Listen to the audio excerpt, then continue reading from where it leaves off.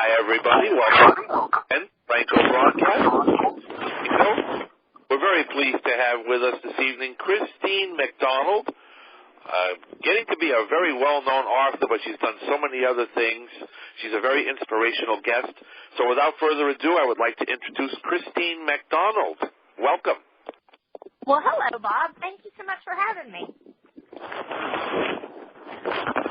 So you can give us a background, and then we can ask you questions. Okay, awesome. So background. Where do you want me to start? Wherever you would like. I know you wrote a book called Cry Purple. If you want to start there or prior to it, it's up to you. We can start there. I did. I wrote a book, Cry Purple. And in fact, Leonore and David Dvorkin were amazing people in assisting me in publishing and editing that book. I wrote the book during a time. I guess I wrote a lot of the stuff for the book in 2009, 2010 to kind of talk about some of my lived experience. I had been homeless for nearly 2 decades and involved in commercial sexual exploitation or more commonly known as domestic sex trafficking. And drugs, of course, homelessness, and of course that also offered me into a number of visits into the prison system because criminalization of homelessness is kind of a big thing in America.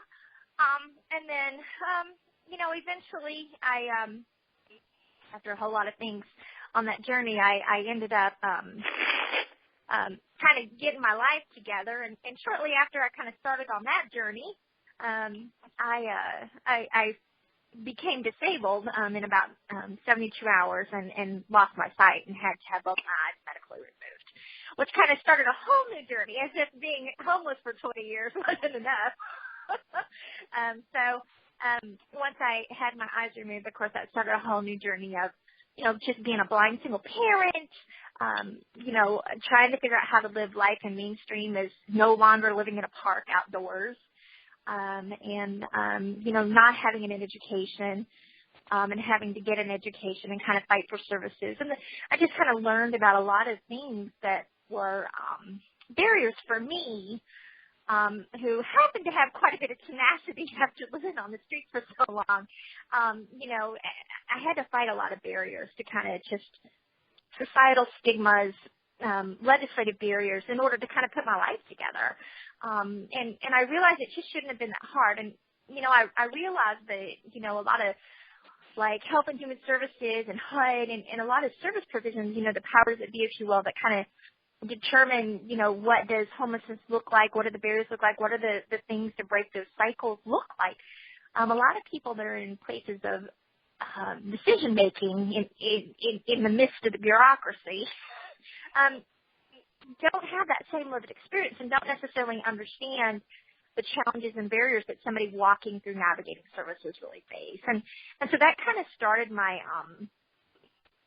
my little idea of putting this book together. My company I'd worked for a length of time, for about 5 years as a social worker, had closed down, and it left me unemployed, and I couldn't get a job. Nobody would hire me because I had a criminal background. I had been homeless, and I had no eyeballs, so I was also disabled. So you couple being a convicted felon, even though it had been a number of years, with also, having, a major disability, there are a lot of societal barriers from, typical mainstream society. So when I was facing losing my unemployment because I was running out of unemployment and my small child and I were going to be homeless, I decided I was going to, finish my book and self-publish, with the independent publishing agency, I guess, with Leonore and David Dvorkin, which were awesome people to help me kind of through that, navigating that. Because my goal was to sell enough books to buy a house. So I was like, I'll sell enough books to secure housing. And I did. I bought me a house. And so, I have a second book. It's called The Same Kind of Human, Seeing the Marginalized and Exploited Through Eyes of Grace. and it just takes a deeper look into, societal stigmas on marginalized and exploited individuals and how we can be better human beings to one another. So there you go. That's kind of it in a nutshell, I guess.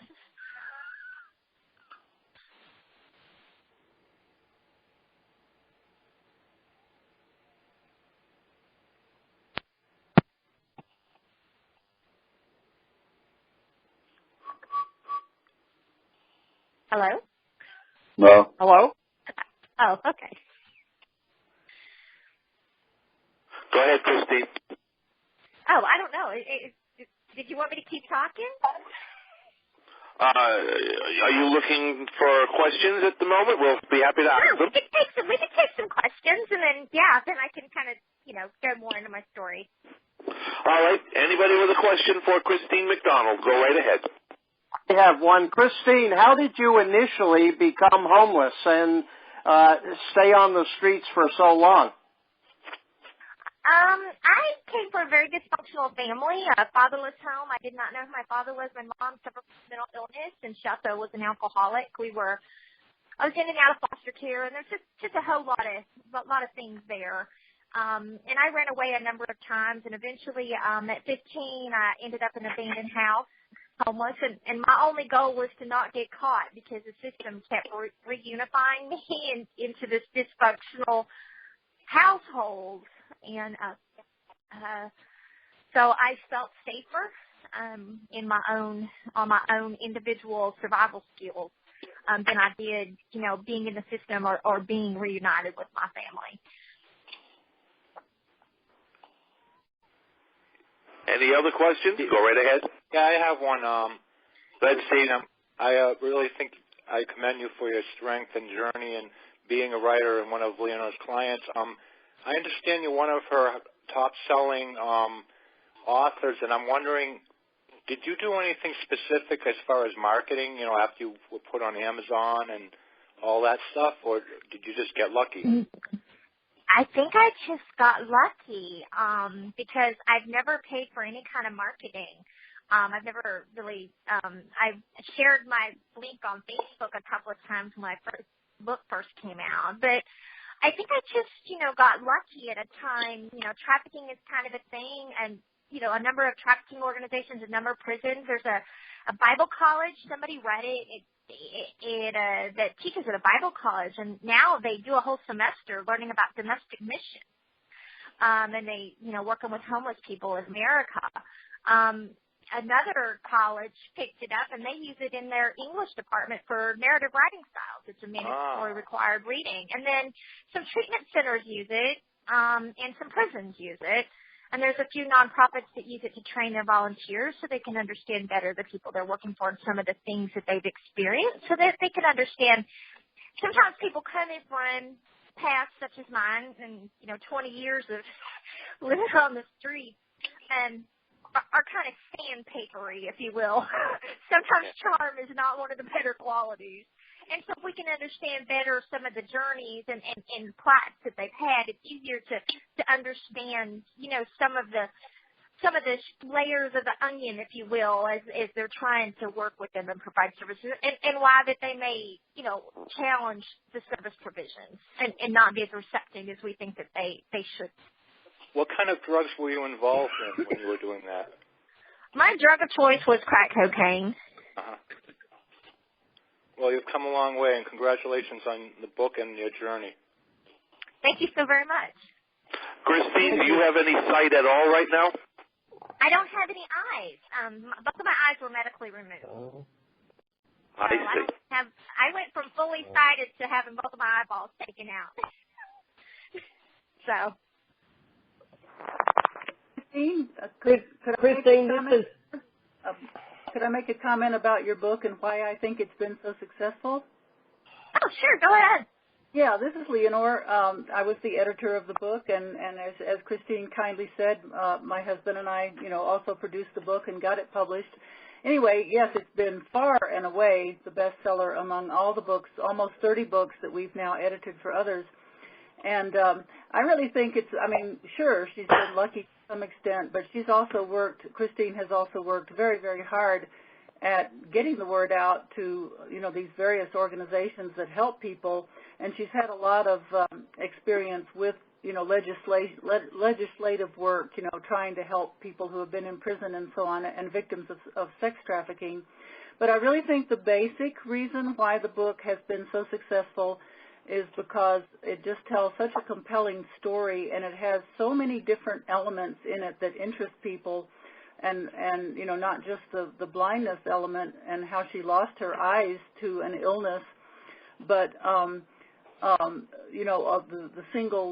being a blind single mother, having been a drug addict, having been a prostitute, just so many different things in it that interest people, different groups of people. Put it all together, it's just one heck of a book.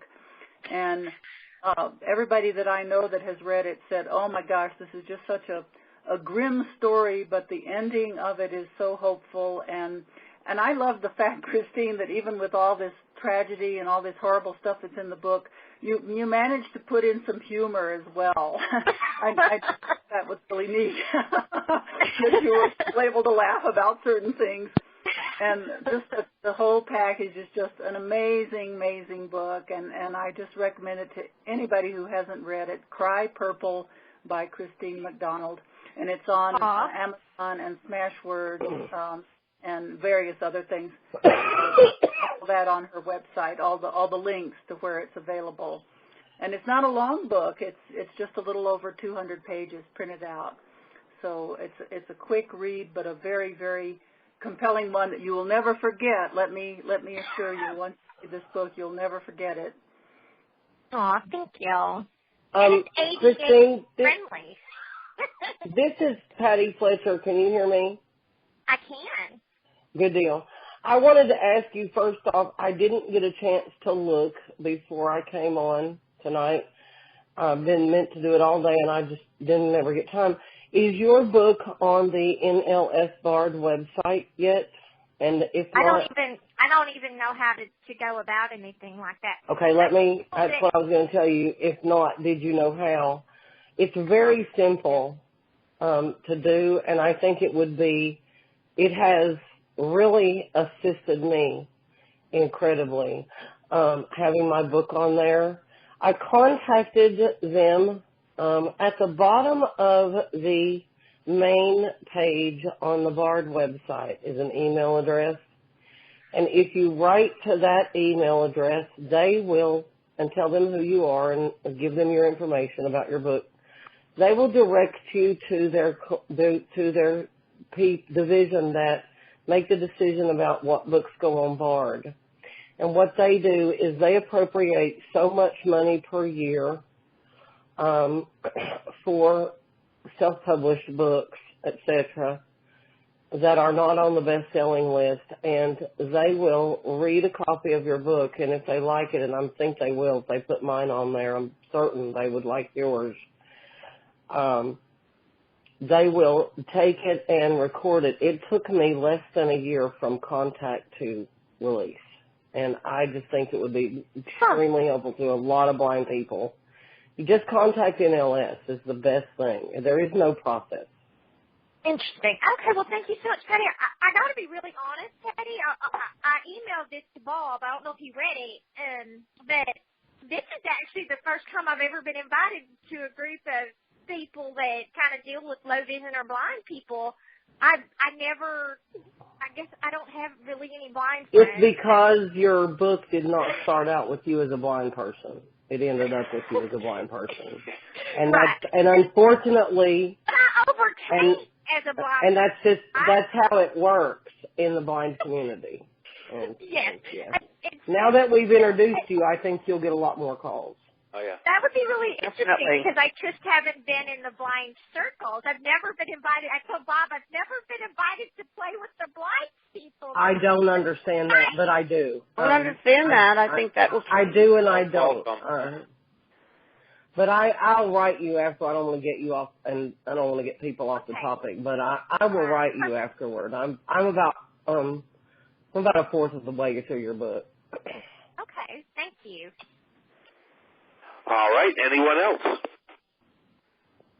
Yes, this is Karen, and I just wanted to ask Christine, one, how did you become blind, Christine, if you don't mind my asking? You're fine. I was actually, okay, so it's kind of two different things. It was a combination. It was the perfect storm. I was born with Stickler syndrome. I've heard of that. Yep. Yes, and a lot of blind people have or people with severe low vision or hearing impairments have Stickler syndrome. I was actually born with Stickler syndrome, but due to neglect, I was never diagnosed with Stickler syndrome. I had a lot of symptoms, but I was never diagnosed because I didn't have proper medical care as a youth, or else I would have been diagnosed because, it affects your heart valves. It affects so many different things. Yes.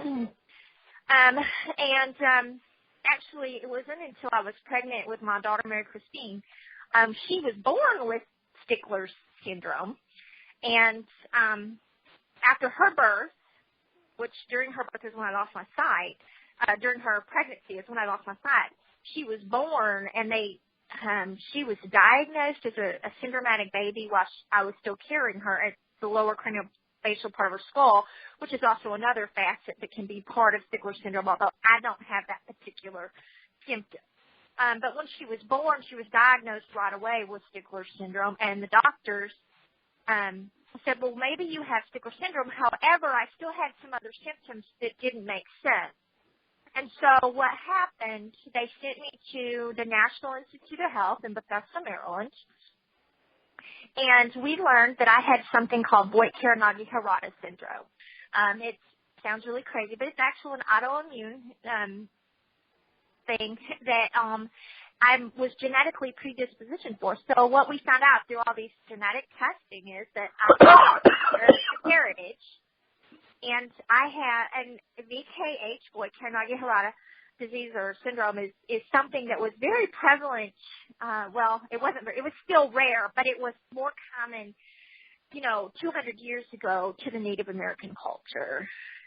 And apparently I was predispositioned, and something happened that triggered that in me, because I had Native American heritage, so I was genetically predispositioned to this VKH, which is very rare. They said there's only 5 doctors in the United States of America that could have even diagnosed me with it. In fact, they sent me, like I said, to the National Institute of Health to get me diagnosed because nobody could figure out, what was going on. And with the VKH, it causes inflammation. It does something called peaking. And what that happens is this inflammation happens in the eyes and in the ears, the same areas that are affected with people with Stickler syndrome. But that's because Stickler syndrome is a connective tissue, so you have very small amounts of connective tissue. But the inflammation, because of the lack of connective tissue, right, cause irreversible damage. So in 3 days, when my VKH peaked, because I had Stickler syndrome, my eyes weren't strong enough to handle the inflammation, and they pulled with blood and eventually had to be removed.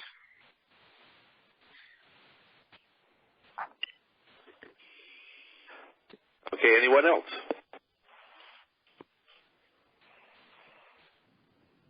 Christine, this is Patty again. I wanted to ask you, you were talking about you hadn't been asked to the blind community. I'm going to have to hang up in a second because I've got somewhere else to be. But I wanted to ask you, if I wrote to you, would you consider doing a interview for my magazine? I have a magazine that I put out, and I would write you interview questions, and you could answer them, and I could put them in my magazine. I have quite a decent readership, and that would introduce you to other people. Oh, yeah, that'd be fun. I might learn some tricks about being blind if I found some. Well, you never really that easy.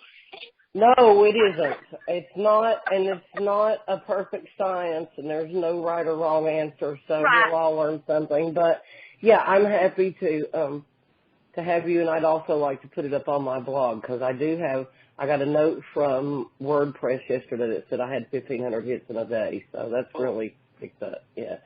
So I just wanted to ask you that, and I'm gonna go ahead and bow out, and I'll come back and listen to the rest of the recording, because I have to be somewhere else. But it was a pleasure to meet you. You too. Thank you. I'll look forward to hearing from you. Okay. Bye bye. Okay, Jeffrey, I think I heard you start asking a question. Oh, yeah, what format is the book available in? Yeah, the book being well, they got it in Kindle for the Nick. They got it in paperback. It's not in audio yet. I don't really know exactly how to go about that one either. Christine, Bard, if Bard accepts it, they will record it. That's what they professionally record. I do know that's what she said. That's for their library. You don't get to sell that. That's for free. Right? But people read it and probably buy it. It's great. It's great publicity because only blind and visually impaired people, that's my understanding anyway, can access Bard. But once the book is there, then a lot of people will read it, and the hope is that they will then recommend it to other people who will buy copies.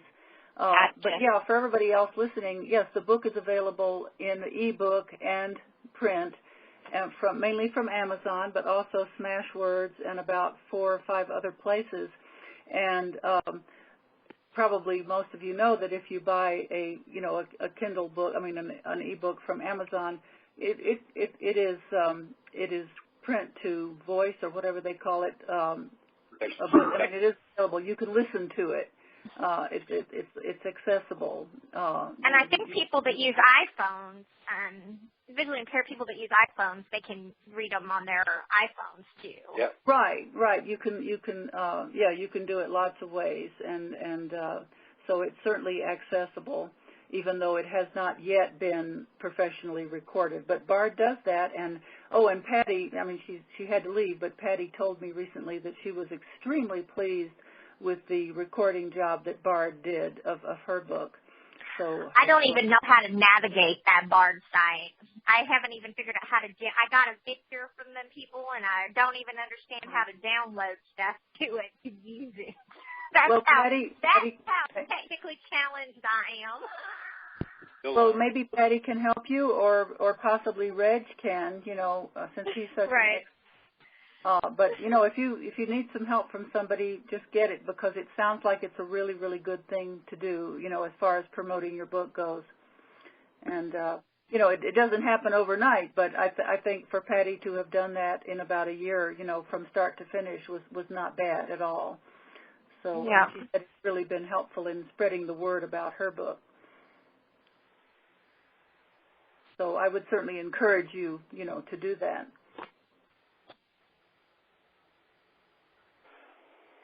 Anyone else? Don, Ed, Marcy? I have a question, Bob. Go ahead, Don. Yeah, okay. Christine, this is Don from Massachusetts. Hi, Don. My hat goes off to you. That you pulled yourself together and you really made something of yourself. Did I hear you say that in your hard times you were engaged in crack cocaine? That was my drug of choice, yes. Yeah, okay. But the reason I'm bringing it up, because I hear that that is very, very difficult to kick that. It's just as hard, if not harder than heroin. Yes, it's right up there with it. Right. Now, did you get drug counseling to get off of that? I ended up, so eventually my hopelessness was in such a dark place of disparity, right, out on the streets. I weighed 88 pounds, and it was just bad. I was arrested 103 times. Wow. Wow. most of our society generally, especially in big metropolitan communities, our strategic planning for dealing with homelessness is criminalization. We arrest the homeless for loitering, we arrest, sleeping, on sidewalks, right. all these kind of things. So a lot of those are my types of arrests, right? And so, because it's an easy way for the police to get their little kudos for the month, right? Is to charge the homeless. It's the truth. And so, I tried to go to treatment once, and in my second book, I go a lot more. So in Cry Purple, I'm very narrative, and I really don't get too much into how I feel about situations. I try to let the reader kind of use their own moral compass with each experience that I share. In my second book, I'm very opinionated, if you will. Everything that I wanted to cut loose with in my first book, I went on and threw it all out there in my second. Christine, I'm going to make an assumption, and you can correct me, of course. It's only an assumption on my part. Based on the fact that you've had 103 arrests. Now, that many arrests tells me that the sentence or the punishment or penalty for the crime you committed either was suspended or very, very, very brief. Well, if most of those were municipal arrests, like sleeping, in a public, trespassing, sleeping in an abandoned building. So they take you to jail, they book you, and they let you go. Or you do, 3 days in jail, or you spend the night in jail and you get time served. Right? Now, prison, I've been to prison 7 times. I have 9 felony convictions. Now, my longest time in prison, I did 17 months in the county and went to prison from the county. So I did 17 months plus 3.5 years. So I did almost 5 years, or just over 5 years at my longest stay. But that was a prison stay, not just an arrest. And some of those arrests, you go in and they, like, in our community, if you are homeless and you don't have a picture ID on you, they can take you to jail for 72 hours. Even if they know who you are. And justify it by saying, we're just going to run a fingerprint check and make sure you're who you say, well, you know who I am. You arrested me twice already this week. But, unfortunately, that happens to a lot of homeless people. And I was an addict, and I was a prostitute, and, I had a pimp, and, he'd be across the street, and, he didn't go to jail. I'd go to jail. So it's complicated. And, going to treatment, I tried to go to treatment a couple times during my journey and in the midst of my addiction, and I share a couple of these experiences in my second book. But, I'd go to treatment and took the drugs away, but that didn't deal with the trauma. I witnessed a murder. I identified one of my best friends who was a prostitute murdered, and her body was mutilated. I had been through a whole lot of very traumatic experiences. Oh, good Lord. And once the drugs went away, I still had a lot of trauma.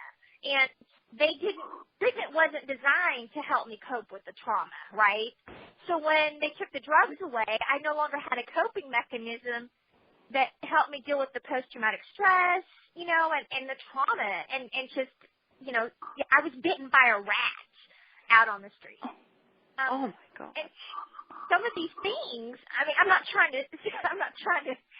don't want to traumatize anybody from my experience, but these things, they scarred me. And when I took the drugs away, I had to deal with these things. And when I was using, I didn't have to face, the nightmares that haunted me from my lived experiences.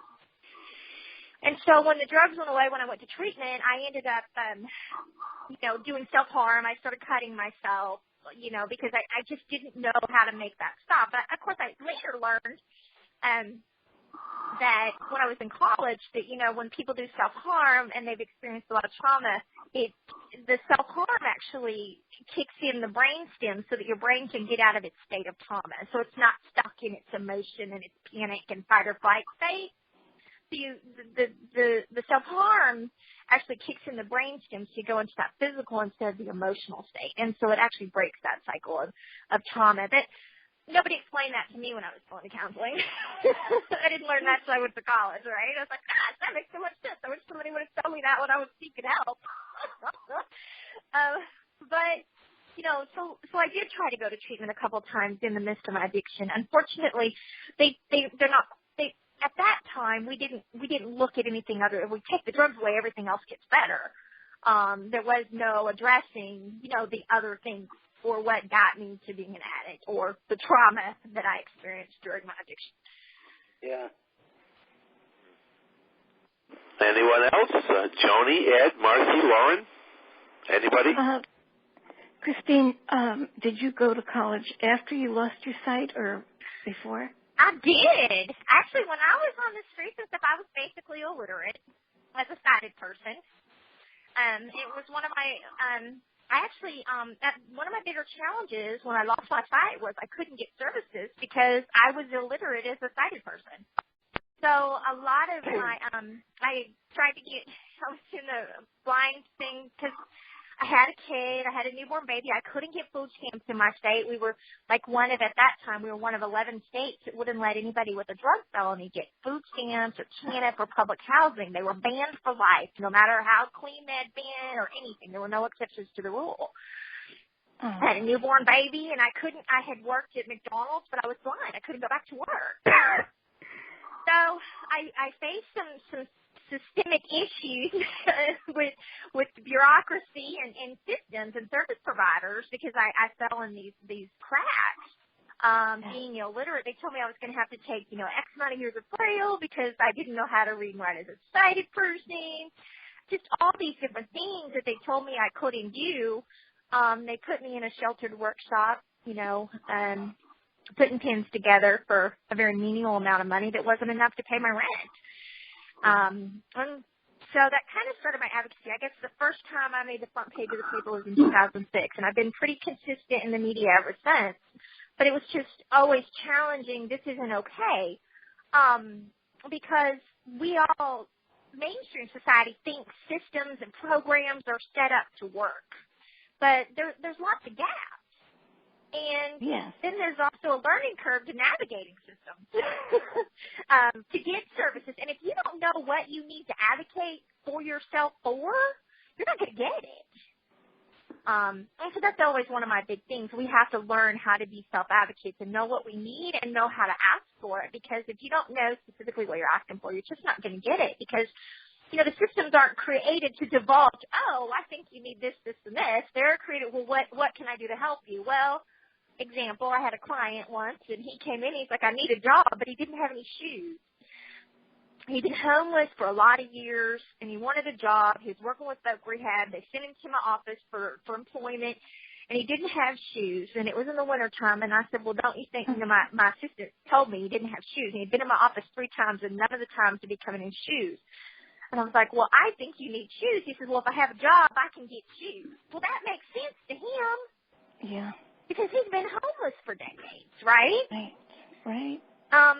You know, and so sometimes that, you know, if we don't teach, you know, people that need services, and whatever that is, I mean, that could be somebody with a, you know, whatever that looks like, right? If we don't, maybe it's somebody that's a wife whose husband dies and he's always been the provider, and now she's got to figure out life on her own, right? Yeah, exactly. If she doesn't know exactly what she needs, she's not necessarily going to get what she needs.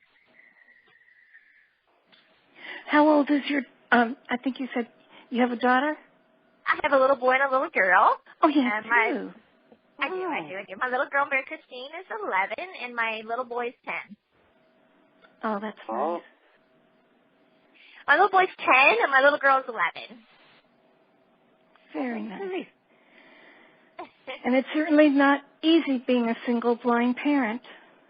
It has its challenges. Certainly does. Oh, and I would like Christine, do you feel that there's a lot of scrutiny around you because you're a single blind parent? I've heard stories over the years, as I'm sure a lot of other folks on the line have, about how people in your shoes are sort of like under a microscope simply because of that fact. You know, I have never had a single incident that I've had to deal with any kind of I have friends that had babies that were blind, couples that, I wouldn't say they're friends, people I know in the blind community, in my community. And they, they were a blind couple and they had a kid and the hospital didn't let them leave with the child. I've never really dealt with that. My bigger scrutiny, I haven't ever had scrutiny when it comes to me and my kid. I've had scrutiny. I deal with challenges getting the school to share information in a way that I know how to help my kid because he doesn't have a disability. They don't feel obligated to help give me the information. But before he could read, I needed to know what I needed to do with him to help him through his educational process, right? And so I face those types of barriers, those types of challenges. But, my bigger challenges have been, employment barriers, not necessarily because I'm blind, but because of my felony convictions. But then you couple that with also being blind. And people in the blind community or blind services don't want to work with me because I'm a former felon, and people that work with people with criminal backgrounds and felonies and specialize in that arena don't want to work with me because I'm blind, right? So, Catch 22.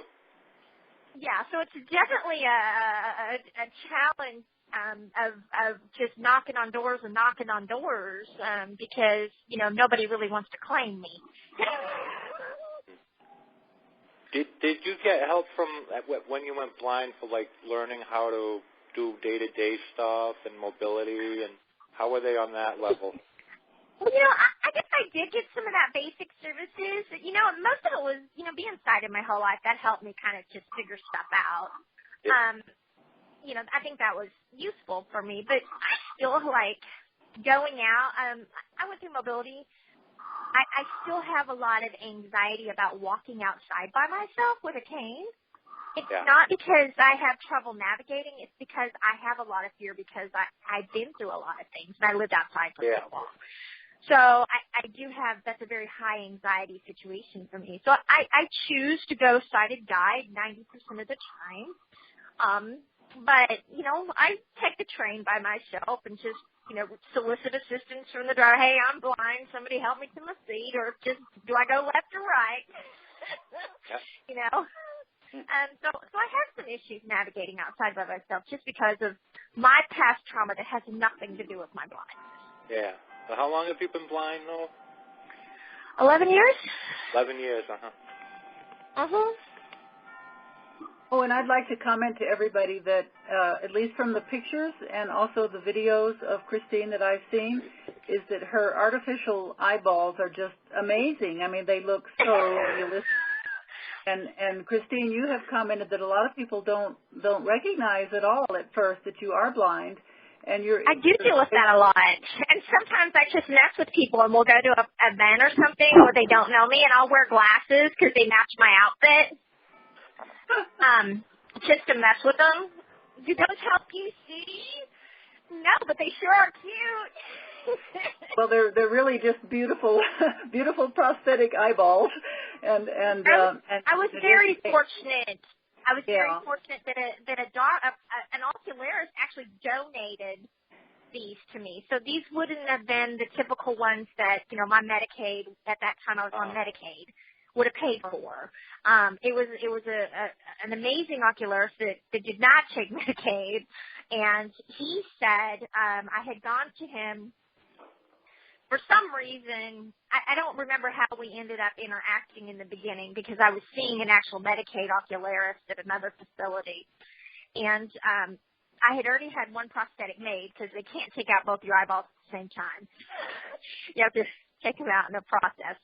Anyway, so I'd had one made by Medicaid, and I had ended up with this other doctor at this hospital where I'd had my second eye taken out, and he's like, oh, my goodness, where did you have this prosthetic made for my other eye? And I told him, he says, sweetheart, you are too young for this. He says, there is no reason for you to wear this thing. He says, you know what? And he gave me an appointment card. He said, call me. And I called, made an appointment. He took that Medicaid-made prosthetic, and he trashed it.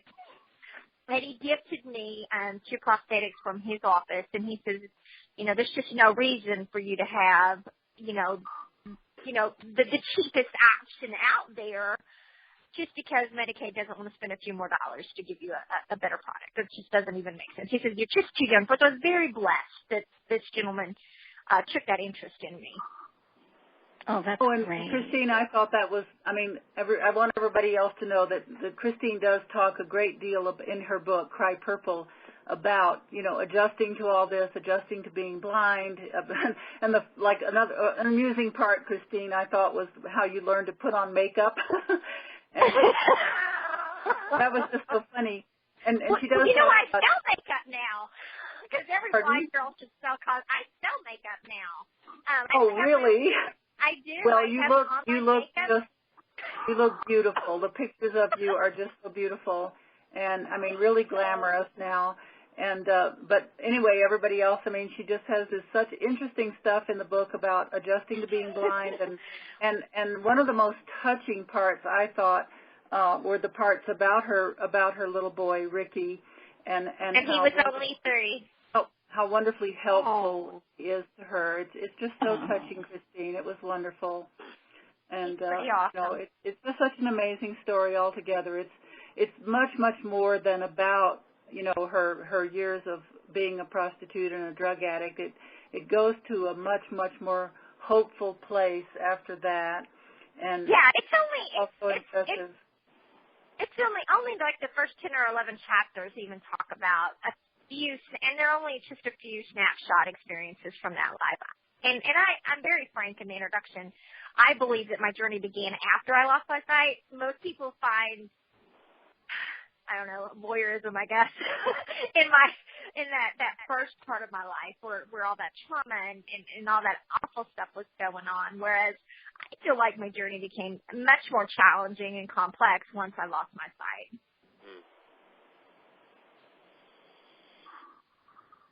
All right. Anyone else? Christine, I would like to know, you mentioned your second book that's going to be coming out, and I can't remember, I'm sorry, from what you emailed me before, when you will be ready to send that to David and me for the production of the book. Can you estimate that? Well, the deadline, the estimated date of the so my second book is called The Same Kind of Human, Seeing the Marginalized and Exploited Through Eyes of Grace. And so it's a little more faith-based, and it's all about how can we love with intention to hurting people in our society.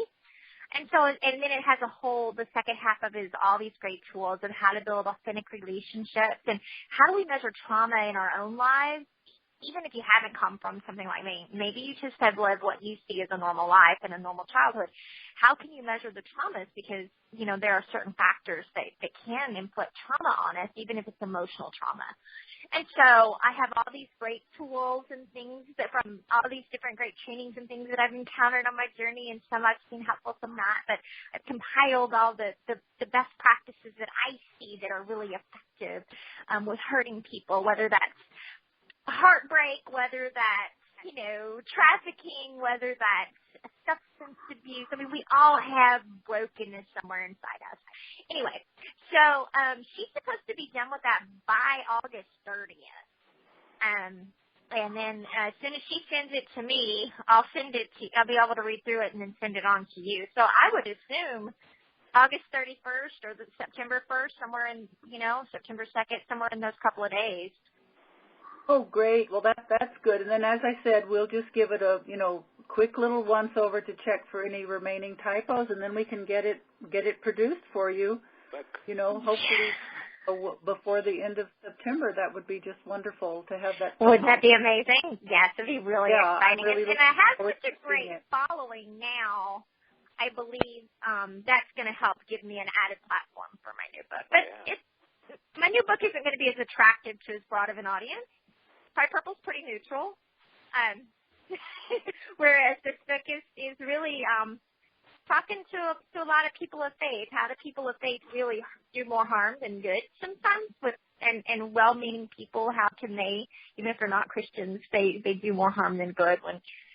So there's going to be some people that aren't going to love it. It's not going to cross over as many channels as Cry Purple did.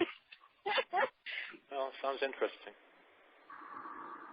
Yeah, I think could you tell us about the cover of the Crying Purple? Because if you remember how David did that, because he does awesome covers. Well, I don't. What now? What was the question? Your cover on your book, because David does awesome covers. Because my book, people love the cover because I couldn't really judge with my vision being so bad. But people and his covers are just so awesome. I was just curious, of a description of it. For Cry Purple? Cry Purple, yeah. Cry Purple. Well, actually, Leonore and David, this is kind of funny. David actually created a cover, but I had already kind of in my mind envisioned what I kind of wanted because there's, Cry Purple. Leonore named a story in my book, which was really a human moment for me, if you will, in my book, Cry Purple, and it's called Cry Purple. Right. Richard, can you turn that down a little bit, please? Richard. Yeah, it was chapter 3 of her book. Can you turn that down a little bit, please? Okay, thank you. Yes. Yeah. I was asking my son. Chapter 3 of the book came to me without a title. Some of her chapters had titles and some didn't, as I remember anyway. It's been a few years now. Mm-hmm. And right. And some of them I had titles, but I wasn't crazy about them. Yeah, and chapter 3, it has to do with flowers, specifically purple irises, dark purple irises, a lot of flowers in a garden, and yet the chapter is extremely sad, and it really made me cry. And after I finished it, I thought, gosh, maybe a title that will work for this chapter is Cry Purple. And I proposed that to Christine, and she liked it a lot. And she was the one who then chose the words Cry Purple as the title of her book. The book was untitled when I was editing it. And then, yeah, she's exactly right. David created an original cover. I don't even know what the flowers were, but they were more sort of reddish purple than the color of the beautiful dark purple of dark irises. And it wasn't great. I myself really wasn't crazy about that cover. And then I can't remember who it was, Christine, but somebody else along with you. I think my friend Christy from college, one of my college professors, found a couple pictures of irises or something and sent them to you. Yeah, that's right. She did. And then as I remember, you guys kind of started putting stuff together. Yeah, then we looked for other photos of purple irises, and David came up with a really, really gorgeous picture. And then, of course, he created the cover the way he always does with the lettering and the background and all that. But, yes, it was actually, somebody else's suggestion for that particular cover with the purple irises. But it's just perfect, and it's honestly, I think, the most beautiful of all the covers that we've ever done. And it's just so striking, and everybody who sees it says, wow, is this gorgeous. And I like the short 2-word title, too. It really works. And everybody's intrigued by the title. They always ask me, where does the title Cry Purple come from? So I tell them the story, and that's really neat. Chapter 3. Yeah, and I think the same kind of human has a pretty intriguing, I think that's a catchy title. It's the same kind of human.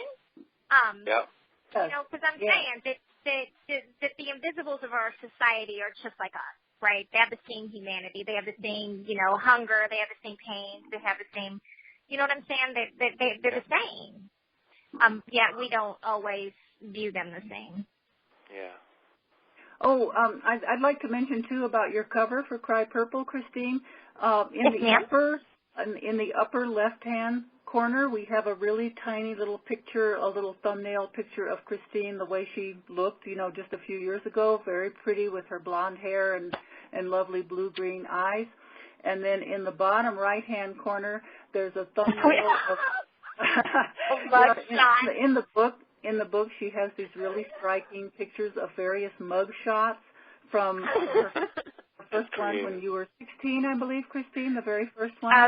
Some of them were from, well, they would only some from my adult age up, and then we pick some random ones to show the sequence of the deterioration of me over the 2 decades. And the last one, the one that is also on the cover of the book, she was really nearly dead. She just looks terrible in it. and so it's so striking to have those two little thumbnail photos on the front cover of the book, along with the title and the subtitle. And it just makes a wonderful composition. It's very, very striking. Everybody that I know who's seen it is just blown away by it. And, and then inside the book it has bigger copy. There are larger copies of about 7, I think, of the mug shots, and then a couple of other shots, like when she was working and so on. So, but now, Christine, I mean, I as a person who's getting older myself, I'm absolutely amazed at how wonderfully you are aging. But well, not that you're old, but you look so great now. I'm really envious. God has definitely not only restored my soul. Faith wasn't a part of my life for a lot of years. I didn't believe there was a God or there wouldn't be the ugly things that I was enduring and that my friends, the murder and the violence and all these things in the world. And so, did you turn that back up, Richard? I need you to turn that back down, please, sweetheart, just for a few more minutes. Mute at 4-star if you're going to have a conversation with someone else. 4-star, please. I'm sorry. Oh, so sorry. It's my little boy. He's trying. Any other questions for Christine before we wrap it up this evening? Well, thank you, Christine, for sharing your experiences and talking about your book with us here at Branco Broadcast. Continued success. I hope your second book is as successful as your first. Well, thank you very much. It was great talking to all of you.